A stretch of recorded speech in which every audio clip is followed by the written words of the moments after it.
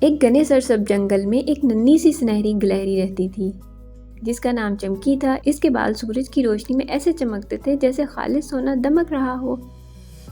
چمکی نہایت چنچل اور محنتی تھی۔ اسے بادام، اخروٹ اور خاص سنہری دانے جمع کرنے کا بہت شوق تھا۔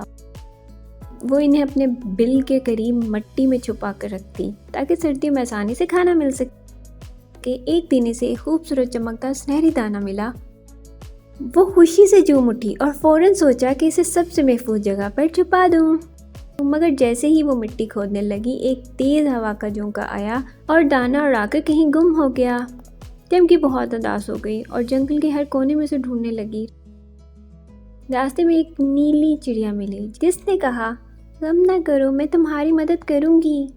پھر ہرن کا بچہ بھی ان کے ساتھ شامل ہو گیا۔ تینوں نے مل کر تلاش شروع کی۔ آخرکار وہ ایک چھوٹے گھڑے تک پہنچے جہاں دانہ دب چکا تھا۔ جب چمکی نے مٹی ہٹائی تو وہاں ایک ننھا سا پودا اگایا تھا۔ چمکی خوشی سے بولی، میں نے اپنا دانہ کھویا نہیں، اسے زندگی دے دی۔ کبھی کبھی کھو جانا ایک نئی شروعات ہوتا ہے۔